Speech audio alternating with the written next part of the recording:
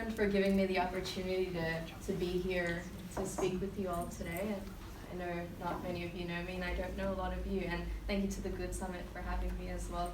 I'll be honest, I'm feeling pretty tender right now after the conversations we've been having, and I just want to acknowledge that, and I think acknowledge that we've discussed some pretty heavy things in this room today. So if we could just take a big inhale together and we're releasing breath. Can we do that? All right. So inhale, and then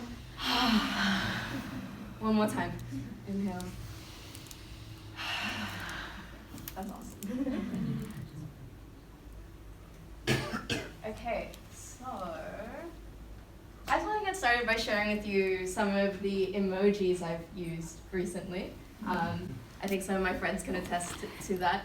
And I thought this might be a funny little way to get you to know me a little bit better as well. But before I formally begin, it's really important that I acknowledge the Wurundjeri people of the Kulin Nations, the traditional owners of the lands which we meet on today, and I acknowledge their elders past, present, and emerging. I don't know about you guys, but I actually got a little bit lost coming here today. Took a few funny turns and curious steps before actually arriving at the beautiful Pilgrim College. And I actually don't really know what sort of backgrounds or fields of work that many of you are in. Who here is studying? Cool, and I know a few now are working in not-for-profits and NGOs. Who's from the private sector? Yeah, okay, not too many. And from the church? Hey, it's so good to meet you all. And I don't know what sort of journeys you've all taken to be in the roles and positions that you're in today. But my journey to standing here and sharing my story with you today also took a few funny turns and curious steps. So what I'm sharing this afternoon is my unlikely story of social entrepreneurship. And it actually starts with old mate Aristotle in 370 BC. I know, stay with me on this one because it's good. And I thought this is a cool rendition of Aristotle, a bit different than what we used to in a Van Gogh Impressionist style.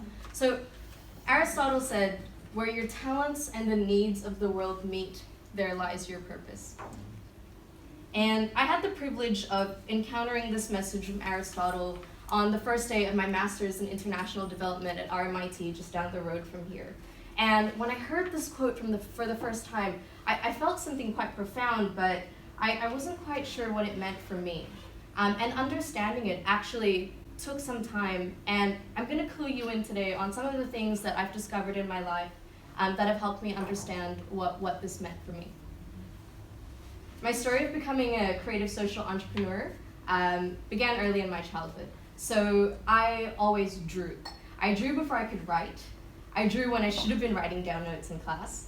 And I drew so much that I convinced my parents, who really wanted me to study law, to send me to university for an undergraduate in fine arts instead. And I was pretty good in art school, I'll be honest with you. So I got A's in my studious subjects. I completed my degree with a fancy thesis exhibition. And it actually shocked the nuns a little bit, because I painted nudes and I went to a Catholic university. Anyway, I graduated with a Best Thesis Award, and the clear next step for an artist graduating with so grand a title, to work as a graphic designer at a snack company. Classic. Anyway, despite this series of events somewhat happening according to plan, it was predictable to make money in design after studying the lucrative field of painting, and especially in the world where I didn't have the Medici family to patron my art. I had this massive FOMO. So after landing this design job that I didn't feel quite right for, I found myself in an unplanned life situation. I call it unplanned life situation number 1. And because my parents, they work in diplomacy and foreign affairs, I was living in Manila in the Philippines at the time when I realized that I was in this unplanned life sitch number 1. My visa was expiring, my passion for creating graphics for snack packaging was expiring too. But what wasn't expired, but rather like totally on fire, was how much I wanted to be a part of all of these amazing endeavors I was seeing around me that were making a real impact in people's lives. So I moved back to Jakarta, Indonesia, where I'm from, and I became the first student to ever come back to my high school to work there. Many of my former teachers found this hilarious because I was a rebel child, and many of them actually sent me to the principal's office a few times. So I was actually feeling kind of smug about it. I thought it was pretty funny. I was a comms officer, and I helped make ads, I helped make learning materials, and I helped out in the art studio as well. And I got a lot out of this because I felt like I was really using my skills in a space where I could see the direct impact in the lives of the children in the school. And I'm not sure if anyone else here has a similar upbringing as an Indonesian person or like Asian person, but after a year of finishing my undergrad and then doing a few things, it was always expected that I'd do a postgrad.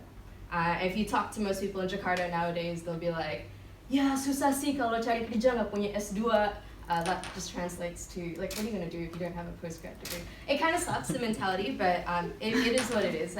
So I perused the interwebs, and when I was younger, I actually lived in Canberra for 3 years, and I remember vividly taking a road trip with my family over here to Melbourne, and when we arrived, I saw those diagonal red and yellow like pillars on the city link near Flemington, and I was like, wow, that's really cool. This like art really comes to life here, and I felt really drawn to Melbourne, and I always felt this like force trying to get me back here. So it was a pretty easy decision to make, plus pretty close to Indonesia as well.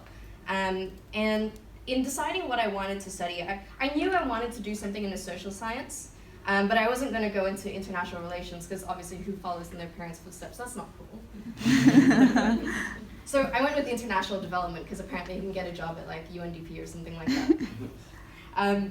And so I did that, and my parents and a few of my uncles put some money together and helped me do that. It was really awesome. So I enrolled when I got here. I heard that Aristotle quote on day one. Cool. I used the degree to research how Southeast Asian diasporas contribute to development back in the ASEAN region, and that was pretty cool. I graduated in time, which was cool too. And then I couldn't get a job. Not so cool. That's Unplanned Life situation number 2. So I didn't really know what exactly it was that I wanted to do in development.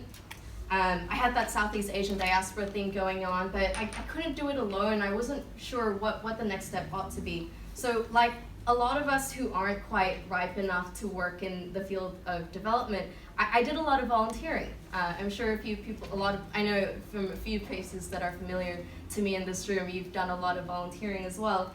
And I thought, look, my parents gave me a grace period, thanks Mom and Dad, that was really cool. And I was really serious about making it in this field, and the stakes were too high. You know, they had put a lot of money together to make this happen for me. So I got clued in around this time on something that I still hold really dearly to me in my time of confusion. And she said, look, it's okay, just continue to do the work and continue to give, and the universe will provide for you. And so I committed to giving first. When my housemate at the time started a not-for-profit called Action for Health, and that was an initiative that gets young people involved in creating a healthier Melbourne through improved urban design. I did their branding for free, and I designed their first campaign. They got picked up really quick. In like less than a year, their team of volunteers grew to about 10. They engaged with politicians like Tim Reid, Brunswick Greens MP, and academics. And most recently, they got funding from Ashoka to expand globally as well. And look, this is all kudos to really great programming. But I think with like what Will proved in his discussion earlier as well, is that really good communication and brand positioning can take you a really long way. So other than really believing in their cause, and I really did, a lot of the volunteers I spoke to, they're like, oh yeah, I really like what Action Trial did, but like I seriously thought they were really legit because the logo was cool. Anyway, and then I got a call back from my course coordinator at RMIT to do a presentation on communication for development. And I was like, yo, what? You want me to come back to do a presentation because everyone liked my PowerPoints? And I didn't do a really fancy one today because I didn't want you to get distracted by the coolness. Anyway, this is when I realized I had like this knack and this like weird little spot that I was suited for in the space that I was interested in. And so I volunteered and I volunteered for the Humans of Purpose podcast, and I did free comms and design work for them. And in less than a month, he was like, yo, you bring a lot of value into what we do, so let's pay you. And that's when I got inspired to start ABC Deeds, which is a communications design agency that was committed to working with not-for-profit, social enterprises, and ethical businesses to really help amplify their impact. By taking a few odd turns and curious steps, in 1 year with ABC Deeds, I was able to contribute to the work of over 12 not-for-profit, social enterprises, and ethical businesses. And thanks to those who did pay me, I was able to subsidize over $30,000 worth of work to organizations who couldn't afford to engage with a normal design agency.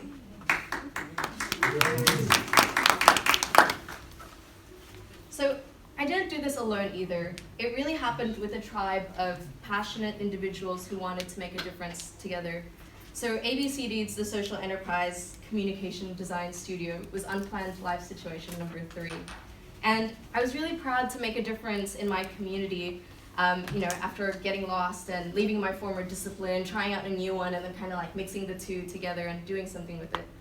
And now I'm in Unplanned Life situation number 4. I recently got poached by Deakin University's Startup Accelerator program, Spark Deakin, and through that, I use communication design and marketing to help empower the next generation of entrepreneurs. And I'm really proud to say that Spark Deakin reserves at least one spot for a social enterprise, and every year they proactively look to serve diverse founders, especially encouraging women of color to pursue entrepreneurship.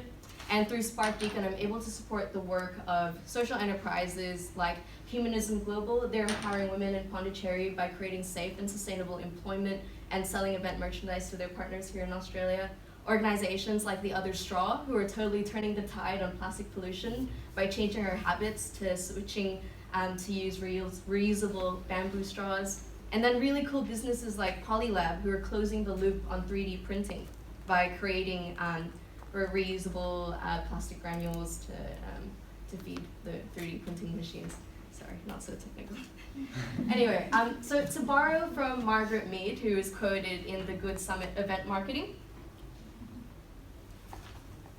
never doubt that a small group of thoughtful, committed citizens can change the world. Indeed, it's the only thing that ever has.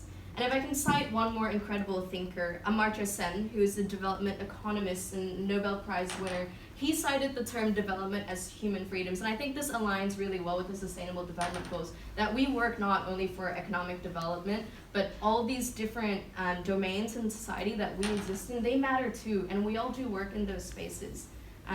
So even in unplanned life situations, I implore you, I'm sad that the high schoolers aren't here anymore because I really wanted them to hear this, to nurture your skills and talents and be curious about and to be curious about the world and where you can be of service. Because there is an abundance of opportunity to do so, and it's that connection that you make with others that will carry you. So to revisit what Aristotle said earlier, and as I say this the second time, maybe think about how it might make sense to you in your lives as well. Where your talents and the needs of the world meet, there lies your purpose. I'd love to chat with some of you after this about the unplanned life situations you might be in, messy as they are, messy as they might be. The world is a beautifully messy place too, and it could use kind and curious hearts like yours. Thank you.